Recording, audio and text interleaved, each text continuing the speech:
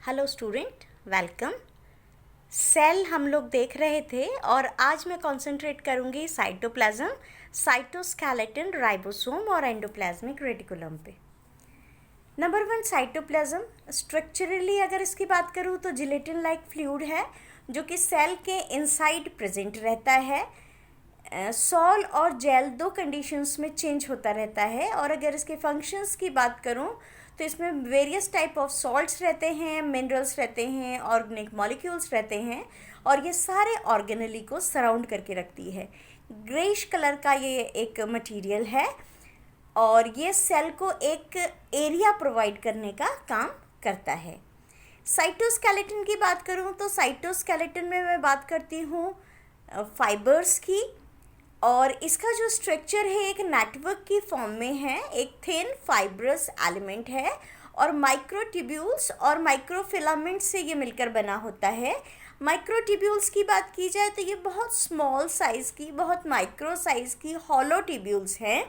और जो माइक्रोफिलामेंट है ये थ्रेड लाइक सब्सटेंसेस हैं जिनका फॉर्मेशन एक्टिन प्रोटीन से होता है। जो साइटोस्केलेटन है सेल का, इसका जो बेसिक फंक्शन है वो ये है कि ये सेल को सपोर्ट सिस्टम प्रोवाइड करता है, सेल को शेप प्रोवाइड करता है। प्रीवियस स्लाइड में या प्रीवियस जो मेरा लेक्चर था उसमें मैंने आपको बताया था कि सेल की वेरियस शेप्स होती हैं। सर्कुलर है, ओवल है, रेक्टेंगुलर है, क्यूबॉइडल है, लेंसियोलेट है और फिलामेंटस है। ये सारी जो शेप है इसके लिए साइटोस्केलेटन रिस्पॉन्सिबल है। ये वाला जो डायग्राम है ऊपर की तरफ भी आपको इसमें नेटवर्क दिखाई दे रहा है और नीचे की तरफ हम देखेंगे तो सरफेस से लेकर सेंटर की तरफ हमें ये फिलामेंट और ट्यूब्यूल्स बहुत अच्छी तरह से अरेंज्ड पैटर्न में दिखाई दे रहे हैं।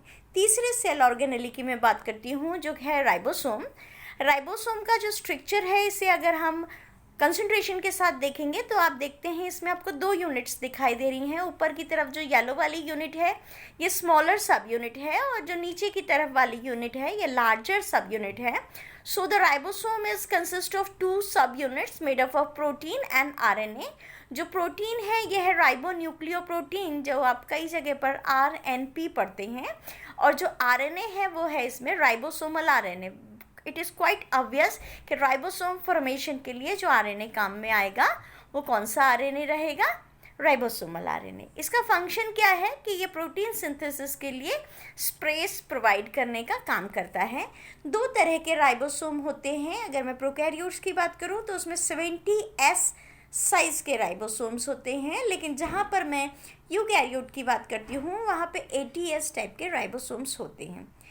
राइबोसोम के फॉर्मेशन के बारे में मैं आपको बताऊं तो राइबोसोम का फॉर्मेशन प्रोकैरियोट में तो सिंपल साइटोप्लाज्म में होता है, लेकिन यूकैरियोट्स में जो न्यूक्लियोलस है, जिसे मैंने कल एक और नाम दिया था न्यूक्लियोलर ऑर्गेनाइजर। जब भी मैं न्यूक्लियस की बात करती हूँ मैं न्यूक्लियोलस की बात करती हूँ, न्यूक्लियर ऑर्गेनाइजर की बात करती हूँ। और इसमें ऑर्गेनाइजेशन ऑफ राइबो न्यूक्लियोप्रोटीन्स होता है, इसमें फॉर्मेशन ऑफ राइबोसोमल आरएनए होता है। तो अगर ये पूछा जाए कि राइबोसोम फॉर्मेशन की क्या साइट है तो राइबोसोम साइटोप्लाज्म में बनते हैं, लेकिन इसके जो पार्ट्स हैं उसका फॉर्मेशन न्यूक्लियर ऑर्गेनाइजर में होता है। नेक्स्ट सेल ऑर्गेनेली है एंडोप्लाज्मिक रेटिकुलम। इसका नाम बता रहा है कि ये कॉम्प्लेक्स सिस्टम है, रेटिकुलर सिस्टम है, वेब लाइक स्ट्रक्चर है। सेल के प्लाज्मा के इनसाइड पोजीशन पर ये सिचुएटेड है, that's why it is called as endoplasmic reticulum.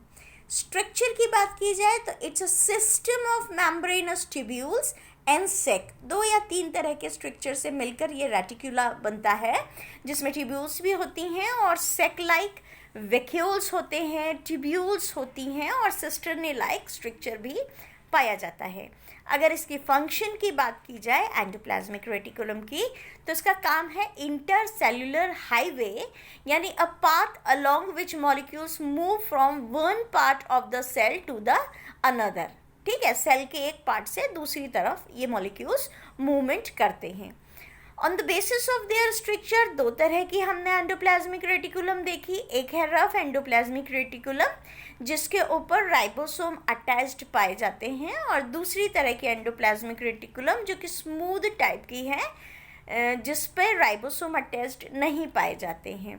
जो रफ एंडोप्लाज्मिक रेटिकुलम है ये प्रोटीन सिंथेसिस में बहुत हेल्पफुल है और प्रोटीन सिंथेसिस की साइट प्रोवाइड करती है, जबकि जो स्मूथ एंडोप्लाज्मिक रेटिकुलम है ये लिपिड सिंथेसिस के लिए स्लाइड प्रोवाइड करने का काम करती है।